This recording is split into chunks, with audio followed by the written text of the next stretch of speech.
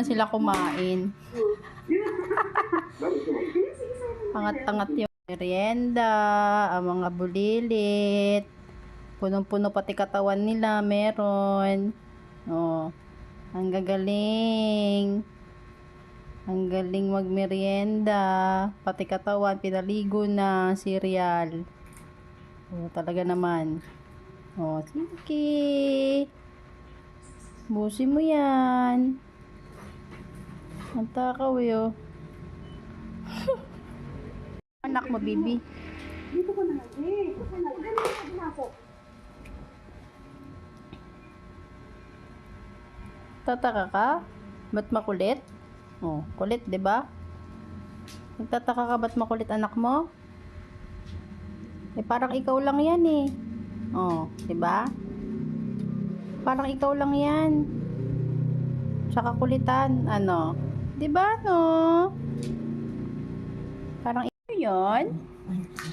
Ano po 'yon? Ano po 'yan, bebe? Bakit? Ano? Mamaya pa kain. Lolo. Oh, sige. Nakipaglaro na yung nanay niyo. Oh. Sige. Sige, bibi. Sige, taruin mo. Ano? Bakit?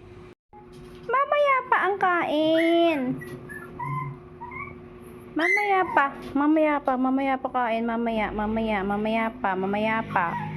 Asus, gutom naman ang bata. Akala mo naman talaga hindi nagmerienda yan. Mamaya pa, 10 o'clock. Mamaya pa.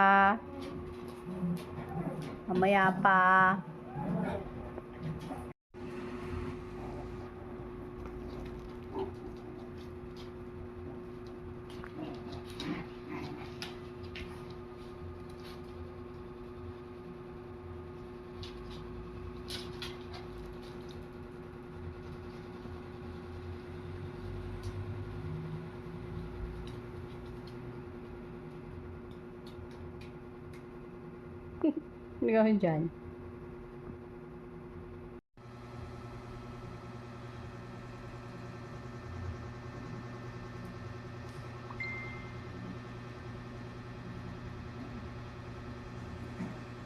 Kulit nito.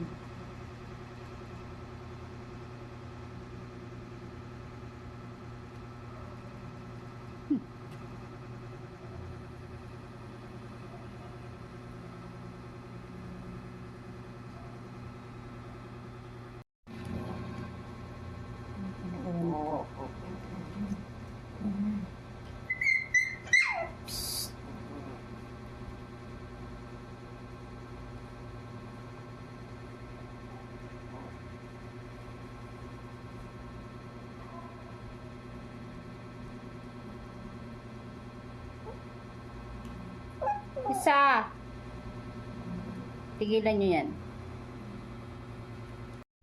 Pinaghiwa-hiwalay ko sila, oh.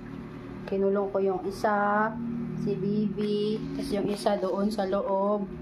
Hindi ko kasi nakikita, guys, kung sino yung hindi nakakakain ng maayos. Kaya ginawa ko yung isa dito sa kwarto, tapos yung isa sa kulungan, tapos yung nanay nila, tapos yung isa doon sa ano nila, pwesto talaga nila.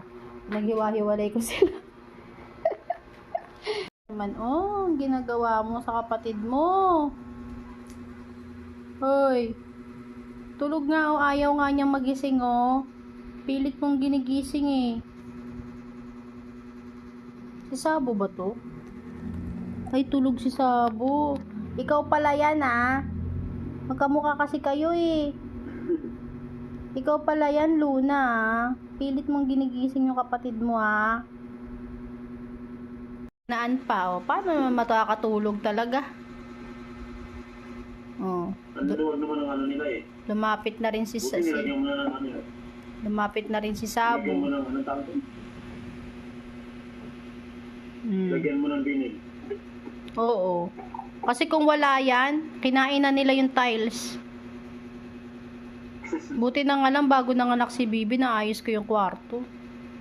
Ano yung parang si Uping inakain yung tiles?